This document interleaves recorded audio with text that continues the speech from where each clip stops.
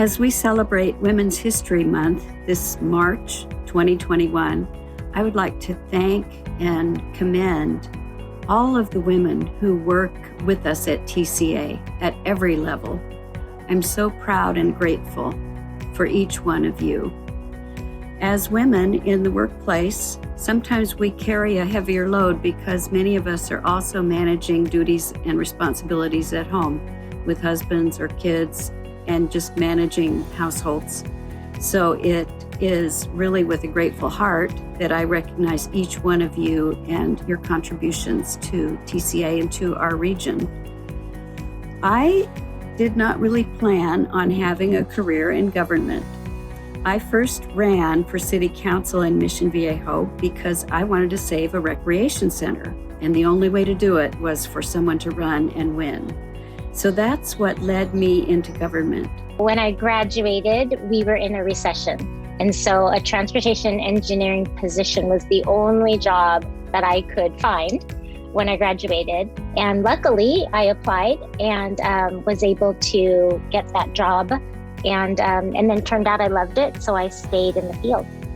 I think the most rewarding part of my job is seeing things get done, because there's like this stigma of government doesn't get anything done. Being able to be affiliated with an organization where work-life balance can be established has been very rewarding to me. Serving on the board of WTS Orange County.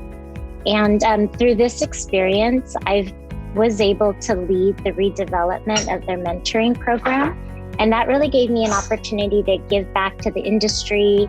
Opportunities that TCA is providing me to advance different initiatives for the environment. I've been very blessed to do something I'm passionate about and also have as a profession. So I don't mean to sound cliche, but I only aspire to be like my mother. You know, it's kind of cliche, but it's really my mom. I'm gonna be cliche and say my mom. Immigrating to a country where everything was new, not having any family around and raising a family all while working full time, I think that has been my inspiration since day one. She was an immigrant. She immigrated to the U.S. from Ireland, and she had no family on this side of the pond to support her. She had, very little money, no formal education. She instilled in me a really strong work ethic. Despite growing up in an impoverished environment, she never lost her will to aspire to be more and want more out of her life and to make a better life for me.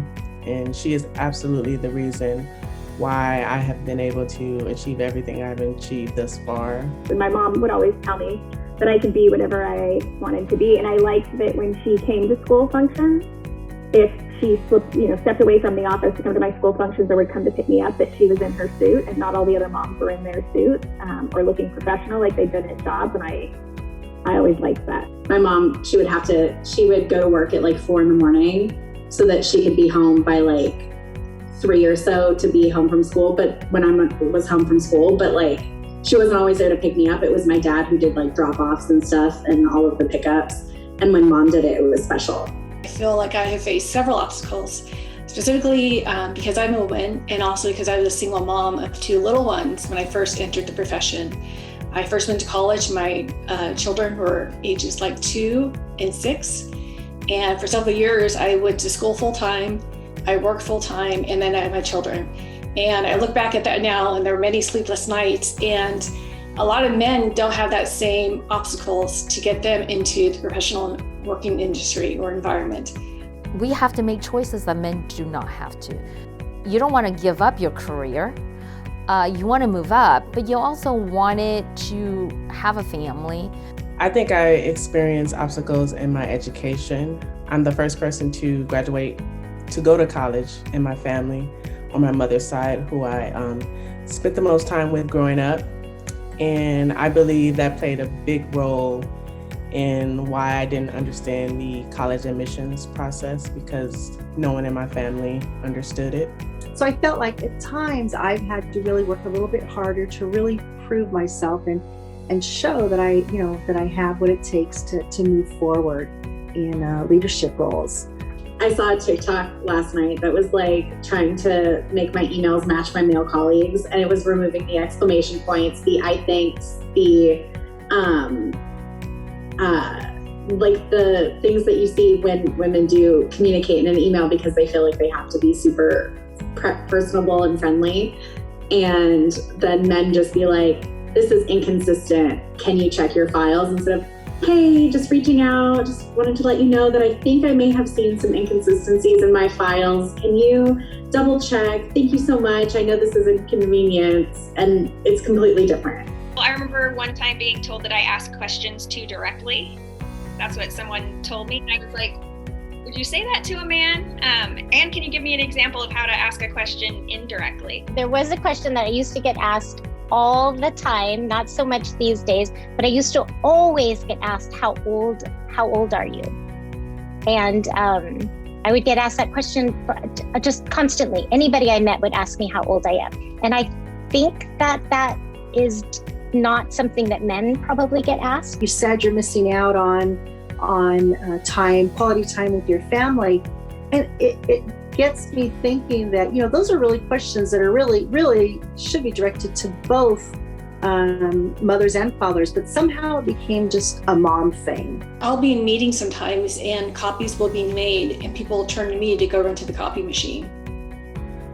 Or go get coffee, and there'll be other people in the room, particularly men, and they won't be asked to go make those copies. And it doesn't matter what position I'm in, whether it's a very junior level position or a very senior level position, it's always someone turning to the woman to do those administrative tasks. 4 times as many women have had to walk away from the workforce to help with childcare duties and home care and elder care duties during the pandemic. And those are scary numbers. And it's looking at when they come back, if they come back and their employer allows a hybrid work schedule where you work some from home and some in the office, and like women are taking advantage of that, but men aren't, and men are in the office full time, what does that do? Does that still set you back? I think that this past year has been possibly the most challenging year for a lot of us, especially working moms, being able to facilitate my own Zoom calls and her classes and everything else. It's definitely been quite the challenge. I hope that companies and employers are aware of these shortfalls that COVID has had on these women and can still continue to promote them through the workforce and get them back up to where they were prior to COVID happening. And I think that will be a true test to see the disparity between women and men, if we can close that gap. As we see how telecommuting can help, I think it will help a lot of women now that you can say, hey, I am just as productive working at home, so I don't have to give up my career. I think the biggest challenge for the generation behind me is having the confidence and courage to not exclude themselves from opportunities they want to pursue. I hope that the women behind me, they don't have to struggle to prove their competency. Unlearning and realizing that there are structures put in place to keep you down, knowing that you are worth it, you are smart, and be confident in yourself. Women being able to work their way up into upper management of organizations. Be willing to take more risks. Be willing to take a leap of faith when exploring new roles and opportunities. I think it's very easy to be complacent in a certain position, but don't be scared to take, to think outside of the box and to look into other areas. Listen to your gut, listen to your instinct. Don't listen to, what you're supposed to do or not do. Do what you want to do. Do what makes you happy. Always ask, not to be afraid to ask for something. I would love to share one of my favorite quotes, and it is also from a very famous woman, from Mother Teresa, and it's a good reminder for all of us. I can do things you cannot. You can do things I cannot. Together, we can do great things.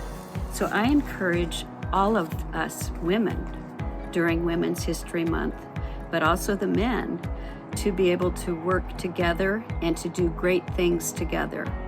Thank you so much to each one of you for your work.